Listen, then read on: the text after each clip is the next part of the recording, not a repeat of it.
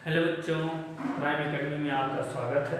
आज मैं आपके साइंस सब्जेक्ट के फिजिक्स सेक्शन के 12th चैप्टर के बारे में डिस्कस करूँगा, जिसका नाम है इलेक्ट्रिसिटी। इलेक्ट्रिसिटी जानने से पहले या इलेक्ट्रिसिटी पढ़ने से पहले उसमें आपको चार्ज के बारे में जानना होगा। चार्ज क्या है, चार्ज आप अच्छी तरीके से जान जाएंगे तो आप इलेक्ट्रिसिटी के बारे में भी अच्छी तरीके से जान लेंगे। बहरहाल आपने 9th में एक चैप्टर पढ़ा होगा साइंस में, एटॉमिक स्ट्रक्चर। एटॉमिक स्ट्रक्चर में आपको एटम के बारे में बताया गया होगा। किसके बारे में बताया गया होगा? एटम के बारे में। एटम क्या होता है? एटम एक पार्टिकल है, किसी भी मैटर का सबसे छोटा पार्टिकल होता है। एटम 3 एलिमेंट्री पार्टिकल से मिलकर के बना होता है, इलेक्ट्रॉन, प्रोटॉन और न्यूट्रॉन। आप जानते हैं प्रोटॉन, प्रोटॉन कहाँ पे रहता है? न्यूक्लियस में रहता है। ये रहा प्रोटॉन, जिस पे कौन सा चार्ज होता है? पॉजिटिव चार्ज होता है। और ये रहा आपका इलेक्ट्रॉन, जिस पे कौन सा ये रहा आपका इलेक्ट्रॉन, जिस पे कौन सा चार्ज होता है? निगेटिव चार्ज होता है। और इसी न्यूक्लियस में आपका न्यूट्रॉन भी होता है, जिस पे कोई चार्ज नहीं होता है, न्यूट्रल पार्टिकल होता है।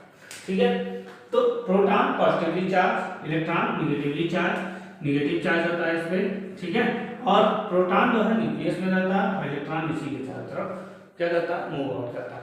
किसी एटम पे याद रखे रहिए, किसी एटम पे कोई चार्ज नहीं होता है, वो न्यूट्रल होता है। इसके रीजन ये होता है कि जितना चार्ज प्रोटॉन के पास होता है उतना ही चार्ज न्यूट्रॉन के पास होता है, और दोनों एक दूसरे के इफेक्ट को क्या कर देते हैं? जीरो कर देते हैं, कैंसिल आउट कर देते हैं।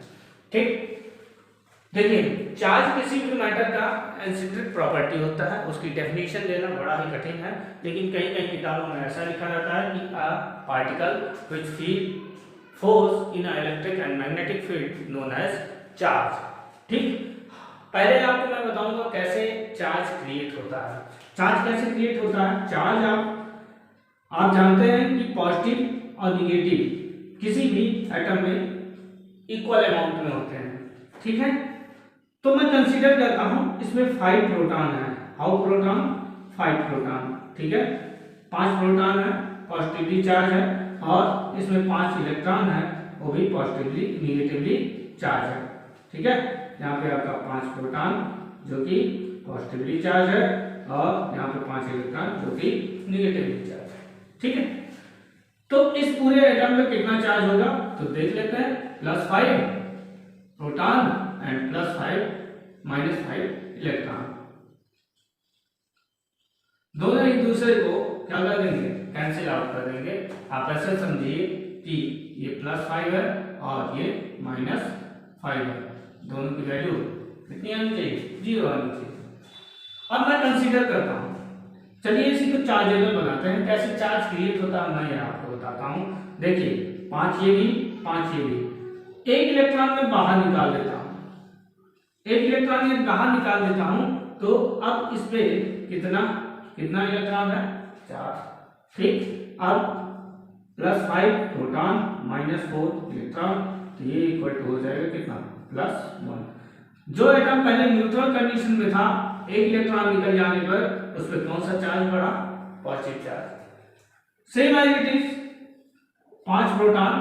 अब मान लेते कहीं से एक इलेक्ट्रॉन इसमें एंटर करेगा, तो जो पहले यहाँ पे इलेक्ट्रॉन जो था 5 इलेक्ट्रॉन था, अब मान लेते हैं इलेक्ट्रॉन आ जाने से उसके पास कितना इलेक्ट्रॉन हो गया? 6 इलेक्ट्रॉन हो गया। ठीक है, अब देखते हैं +5 -6 ऐसा क्या आएगा? -1। तो इस पे कितना चार्ज आ गया? -1 चार्ज आ गया। तो आपने देखा इलेक्ट्रॉन के बाहर जाने से भी पॉजिटिव चार्ज, इलेक्ट्रॉन के बाहर जाने से पॉजिटिव चार्ज क्रिएट हो रहा है, और इलेक्ट्रॉन के अंदर आने से कौन सा चार्ज? निगेटिव चार्ज क्रिएट हो रहा है। इसका मतलब क्या होगा? इसका मतलब ये होगा कि किसी भी मैटर में या किसी भी एटम में पॉजिटिव और निगेटिव दोनों चार्ज क्रिएट करने के लिए इलेक्ट्रॉन रिस्पॉन्सिबल होता है। ठीक है, ठीक समझिएगा। तो चार्ज 2 टाइप के होते हैं। कितने टाइप के? 2 टाइप के। एक पॉजिटिव चार्ज होता है, दूसरा नेगेटिव चार्ज होता है। ठीक, ध्यान दीजिएगा, इधर चार्ज 2 टाइप के होते हैं। एक होता है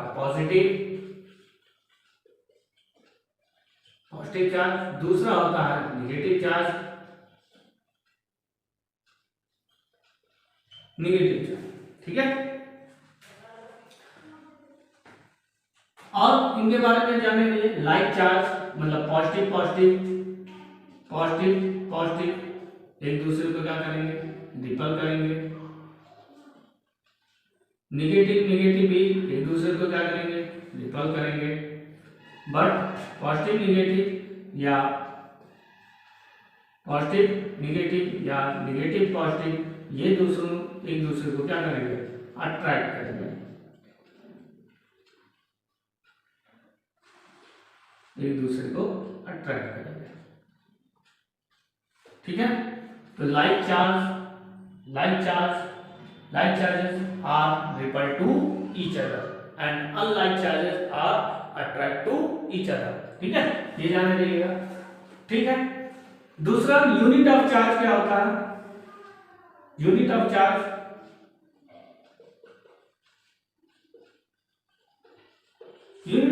होता है कूलम।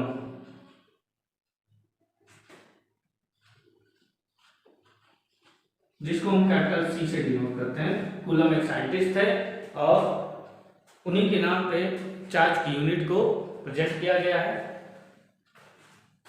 एक इलेक्ट्रॉन पे कितना चार्ज होता है, charge on electron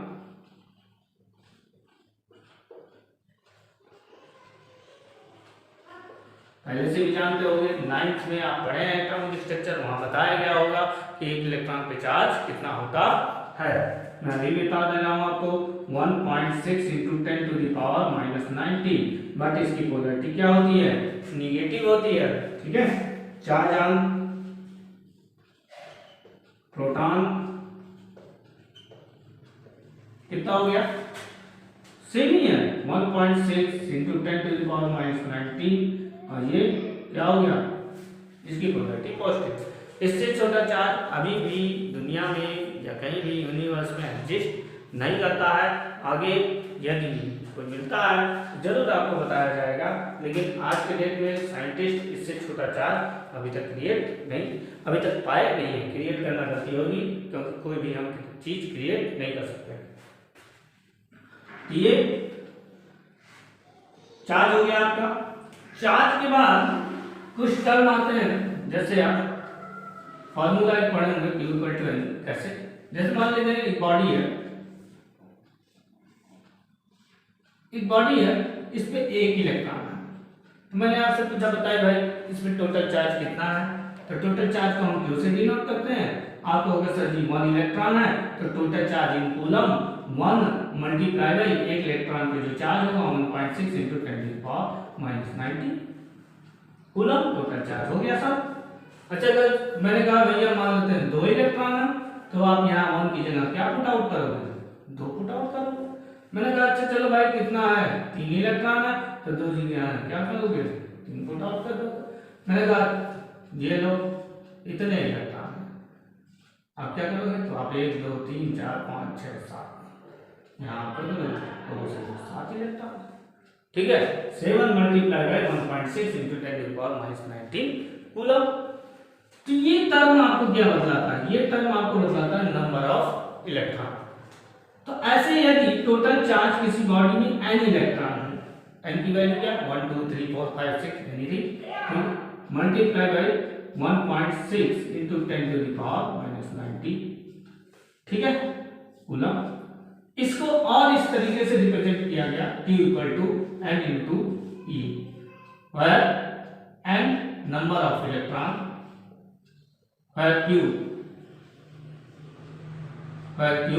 total charge and number of electron, और E की वैल्यू है 1.6 × 10⁻⁻90। ठीक, ये पुट आउट करेंगे। ठीक है, तो पहला फॉर्मूला आपका इलेक्ट्रिसिटी में कौन सा होगा, Q = N × E। क्या है, Q टोटल चार्ज, N क्या है नंबर ऑफ इलेक्ट्रॉन, और E क्या है 1.6 × 10⁻90 coulomb value, charge on 1 electron. ठीक है, नहीं समझ में आएगा तो आप कमेंट में हमको बताइएगा या फ़ोन करके हमको बताइएगा, तो हम इसको दोबारा इस सेक्शन अच्छे तरीके से कोशिश करेंगे कि आपको ये समझ में आए। ठीक है, तो चार्ज आपने समझ लिया, पॉज करके आप थोड़ा सा नोट बना सकते हैं। चार्ज आपने समझ लिया, यूनिट ऑफ चार्ज आप जान गए। आगे आप जानेंगे करंट के बारे में, लेकिन उससे पहले इस फार्मूले से रिलेटेड एक क्वेश्चन जो जनरली पूछा जाता है, हाउ मेनी चार्ज या how many electron, how many electron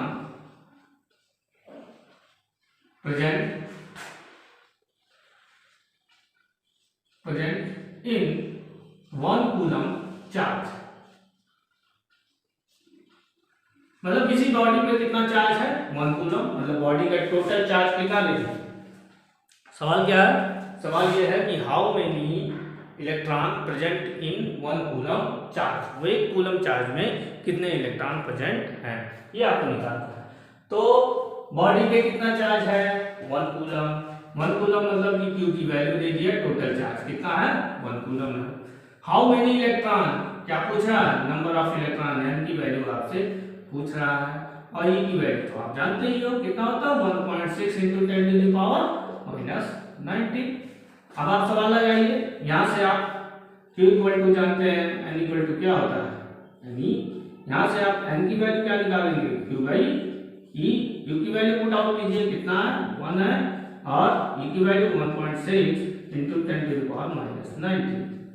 यहाँ पे कैलकुलेशन आपको करना पड़ेगा, 1 × 10⁻, ऊपर लेके जाएंगे 90, क्या हो जाएगा माइनस साइन का प्लस साइन, 1.6।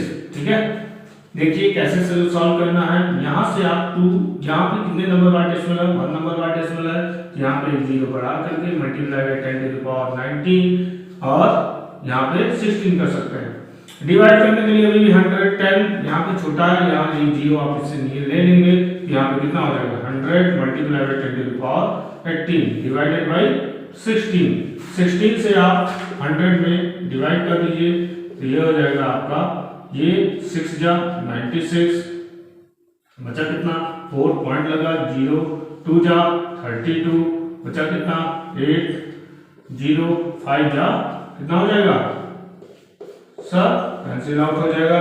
कुल मिलाकर के इसका डिवीजन आपको 6.25 × 10⁻18 क्या दिया, ये नंबर ऑफ इलेक्ट्रॉन है।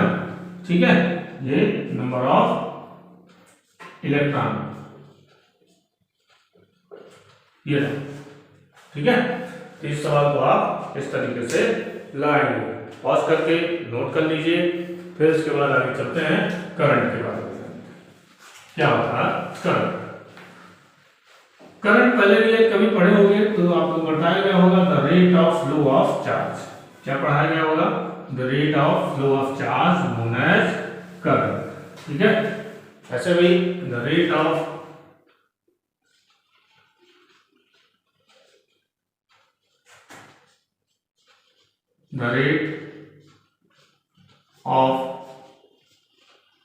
flow of charge known as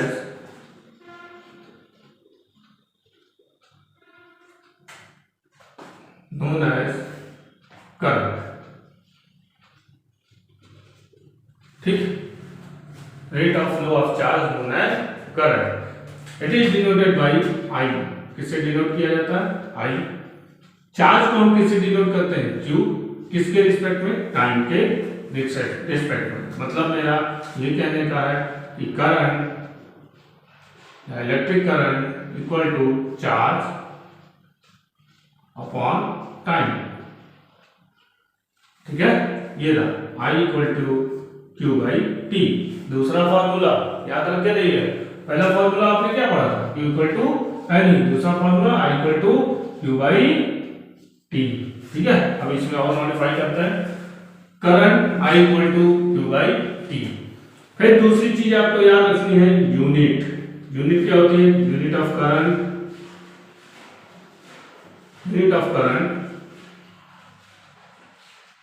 ये यही फॉर्मूले से निकालेंगे, unit of charge divided by unit of time. तो यूनिट ऑफ चार्ज क्या होता है, पहले आप पढ़ के आते हो,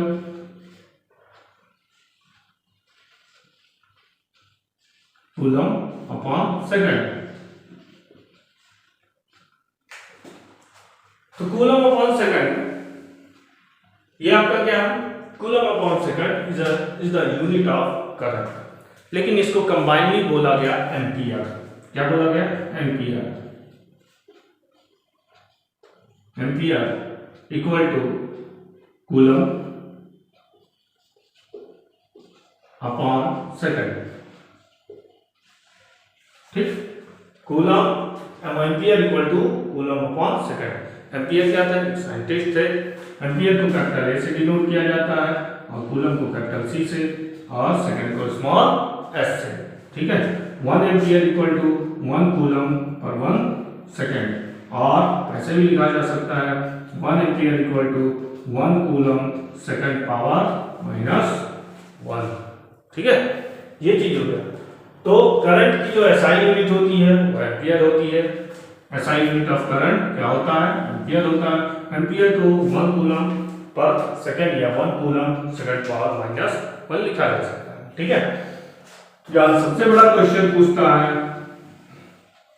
डिफाइन यूनिट ऑफ करंट, या तो ये पूछता है या तो फिर पूछता है डिफाइन 1 एम्पियर।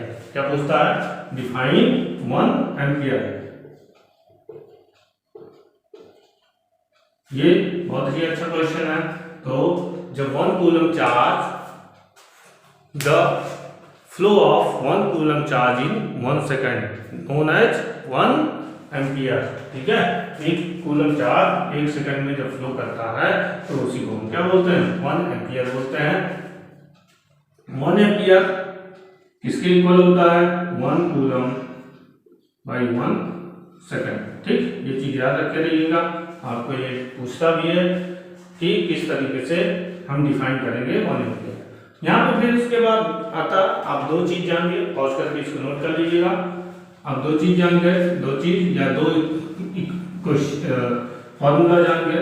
यहाँ पे ध्यान दीजिए, फॉर्मूले में थोड़ा सा मैनिपुलेशन है, मैं कर दे रहा हूँ। आई इक्वल टू, आप जानते हैं Q इक्वल टू क्या होता है, Q बाई टी होता है। यहाँ से आप एक चीज जान सकते हैं, जैसे मान लेते हैं Q इक्वल टू कितना होता है, N इंटू ई। ये यहाँ पे पुट आउट कर देंगे, देन I इक्वल टू क्या हो जाएगा, N E बाई टी। ये भी आपका एक फॉर्मूला है, ये भी एक फॉर्मूला है, और इन दोनों के फॉर्मूले के कॉम्बिनेशन से ये फॉर्मूला आया। ठीक है, तो अभी पढ़ते पढ़ते आपने 3 फॉर्मूला देख लिया है। यहाँ तक आप पढ़िए, फिर आगे के सेक्शन में मैं आपको इलेक्ट्रिक पोटेंशियल और symbol of electric component, volt meter, ammeter क्या होता है, ये आगे बताएंगे। ठीक है, धन्यवाद।